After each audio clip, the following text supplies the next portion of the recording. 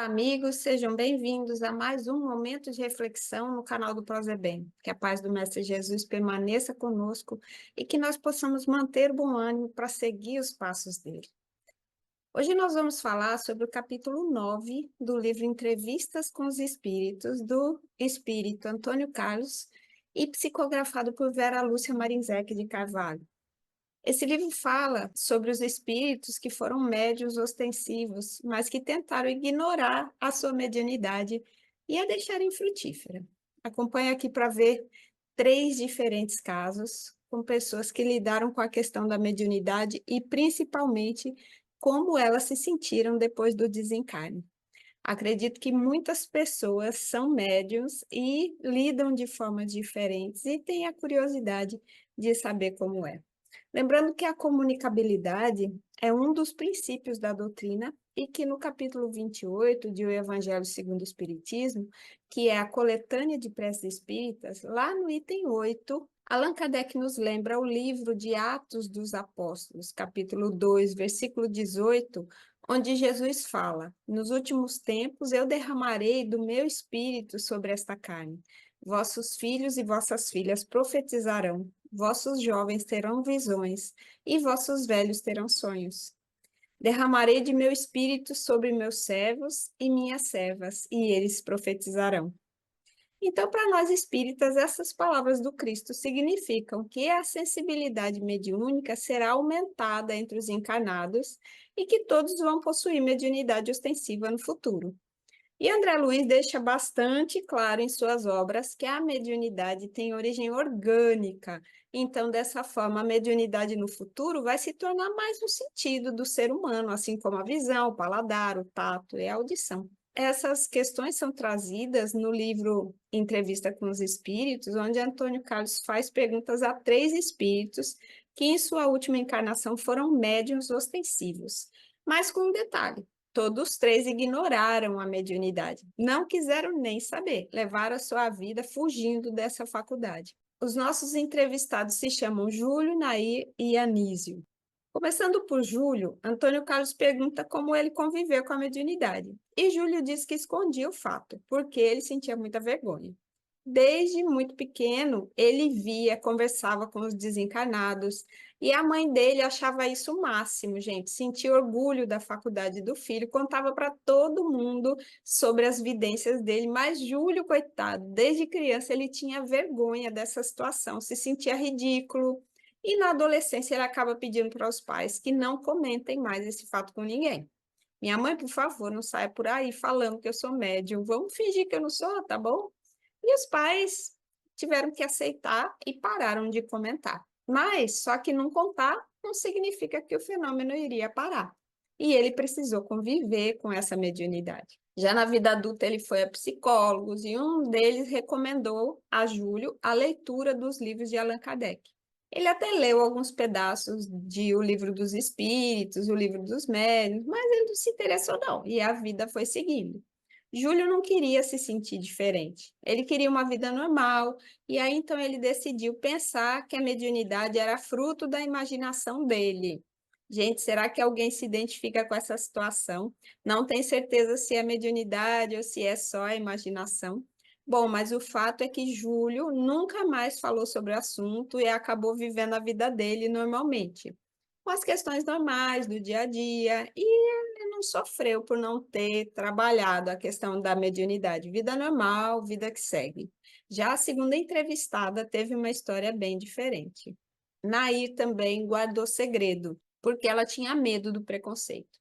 Mas, ao contrário de Júlio, para ela foi bem complicado ignorar a mediunidade, porque o tempo todo ela se sentia inquieta, nervosa, muito depressiva, adoentada. Ela ia a médico, estava sempre em algum tratamento. Então, a primeira questão que surgiu foi: ué, por que que Júlio e Nair tiveram consequências tão diferentes ao ignorar a mediunidade? E a resposta tem a ver com o planejamento reencarnatório, gente. Júlio, apesar de ter a mediunidade como característica biológica, ele não se comprometeu no planejamento reencarnatório a trabalhar como médium naquela encarnação. Júlio herdou uma mediunidade mais ostensiva, porque a mediunidade é uma condição orgânica, mas a cada encarnação a gente vem para viver certas experiências e o foco da encarnação dele não era esse. Mas no caso de Nair, ela tinha sim um compromisso com a mediunidade e por vergonha ela não cumpriu. E o fato dela ignorar essa faculdade mediúnica trouxe desconforto para ela. Um sentimento o tempo todo de que faltava alguma coisa, de que tinha alguma coisa para fazer que ela não estava fazendo. E o espírito fica triste e transmite ao corpo físico essa tristeza, mesmo não tendo consciência dela. A pessoa muitas vezes sofre de problemas que acaba levando ela a buscar ajuda justamente para ter a oportunidade de conhecer melhor a sua faculdade mediúnica e como a gente pode usar essa faculdade para auxiliar os espíritos necessitados e, ao mesmo tempo, aprender com a experiência. Mas Nair não queria nem saber. Durante a sua reencarnação, ela era aquela pessoa que ficava chateada por ser médium. Dizia que não tinha pedido, que Deus devia dar mediunidade só para quem tivesse vontade de ser médium, porque ela mesma não queria. Então, bota aí nos comentários se você conhece alguém que reclama por ser médium, ou se de repente você é médium, mas por enquanto está ignorando a sua mediunidade. Porque o resultado é que Nair, ao desencarnar, ela se lembrou que ela mesma tinha pedido para ser médium. E aí ela chorou, viu? Ela chorou e se arrependeu, mas a oportunidade já tinha sido jogada fora. Procurando as causas mais profundas, ela reconhece que, em parte, ela não queria ser médium para não ter que servir a ninguém. E, em parte, porque ela tinha vergonha mesmo e achava que ia ser ridicularizada. E aí ela revela mais uma coisa, um fato que marcou a vida dela. Entre as muitas coisas que Nair deixou de fazer, uma que deixava ela muito triste foi não ter ajudado uma sobrinha que também era médium e que passava por um processo sério de obsessão.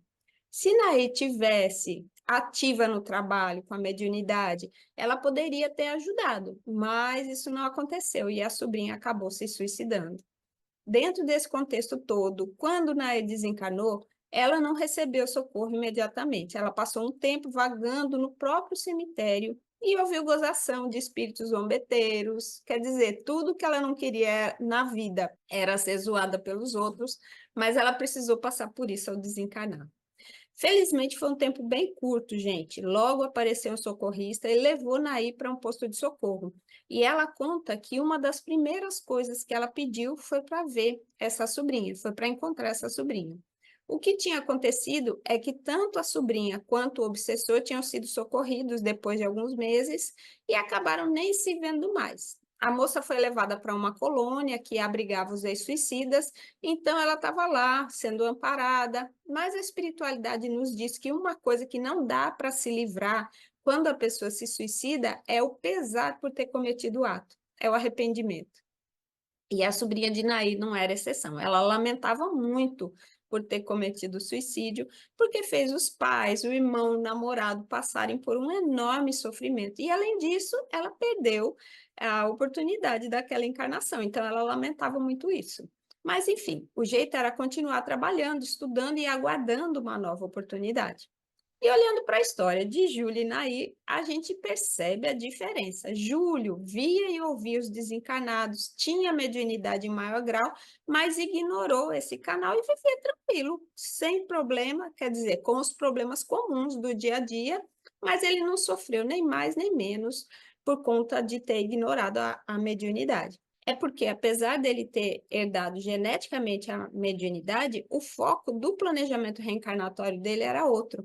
E é claro que se ele tivesse decidido trabalhar no bem, teria sido uma vantagem a mais, uma oportunidade a mais de crescimento.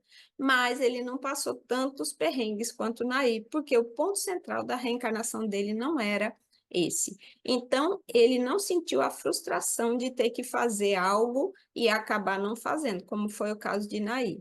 Já a Anaí, ela se sentia triste, sem saber o motivo, mas é porque é sempre desagradável aquela sensação de ter planejado uma tarefa e não realizar essa tarefa. Aliás, ao desencarnar, Júlio, ele foi socorrido imediatamente, porque apesar de não ter sido médium, ele foi uma pessoa de bem. Ele viveu uma vida dentro dos preceitos da dignidade. Então, ele foi socorrido imediatamente. Mas agora vamos para o terceiro entrevistado, que é o Anísio. Ele tinha mediunidade ostensiva, foi aconselhado pela família a aprender a lidar com essa faculdade, a trabalhar fazendo bem, mas ele conta que não quis nem saber. E por que que ele não quis nem saber? É porque, pelo pouco que ele tinha lido e escutado, ele sabia que se ele seguisse a doutrina espírita, ele deveria mudar de conduta, deveria deixar de ter certas atitudes erradas de que ele gostava. Gostava muito de farra, gostava de se embriagar. Então, ele resolveu o seguinte: olha, fez um combinado. Eu vou aproveitar a juventude, deixar essa história de trabalho mediúnico para quando eu for velho, para quando eu me aposentar. E esse era o pensamento dele. Só que aí o tempo passou, ele não se modificou, continuou tendo uma vida desequilibrada, acabou atraindo companhias espirituais que também gostavam das mesmas coisas, e o resultado é que ele foi se fechando nesse ciclo de abusos. Ele foi se tornando uma pessoa antipática, insatisfeito com ele mesmo, porque no fundo ele queria ser diferente, mas ele não tinha motivação suficiente para fazer a mudança. Resultado, a vida passou e Anísio não fez nada. E ao desencarnar, ele se lamenta, dizendo que se tivesse seguido os conselhos, se tivesse melhorado a conduta, se ele tivesse evitado as farras, ele não teria sofrido tanta influenciação espiritual. Veja aí se você conhece alguém nesse padrão. Na sua encarnação, Anísio acabou cometendo muitos erros e por isso mesmo ele não recebeu socorro logo após a desencarnação. Ele ficou vagando e também, como ele era uma pessoa desagradável, ninguém se lembrava de orar por ele, gente. Por isso, ele diz que logo se arrependeu de ter ignorado a mediunidade. Mas, como ele perdeu a chance de fazer boas ações, a desencarnação dele foi complicada e dolorosa. Ele vagou em sofrimento e fez os familiares sofrerem também. Por quê? Porque ele ficou próximo a esses familiares. Então, eles sofriam com a presença indevida dele, mas, por fim, depois de muitos padecimentos e cansaço, ele pediu auxílio e foi socorrido. Ao final da entrevista, Antônio Carlos pergunta se eles vão pedir a mediunidade na próxima encarnação. E Júlio fala logo que não. Ele quer estudar, quer se melhorar, quer demorar bastante antes de reencarnar. Engraçado que quando a gente está encarnado, a gente quer demorar bastante antes de desencarnar, né? Mas, enfim, Júlio diz que não quer ser médium porque ele tem medo de não conseguir cumprir a tarefa direito. Janaí diz que ainda não sabe nem se vai querer reencarnar. Ela não quer pensar nisso por enquanto. Ela quer trabalhar, quer aprender, se possível ajudar aquela sobrinha suicida e o ex-obsessor dela também. O único que fala em voltar a ser médio, por incrível que pareça, é o terceiro entrevistado, é o Anísio. Ele fala assim, ó, eu quero pedir para ser médio quando for reencarnar e para não fracassar novamente, eu vou aprender a servir. Quero trabalhar bastante, quero estudar, quero ser uma pessoa útil. Pelo menos no planejamento ele está prometendo tudo isso, mas será que ele vai conseguir cumprir? E nós, será que prometemos trabalhar com a nossa mediunidade? Estamos ignorando o compromisso?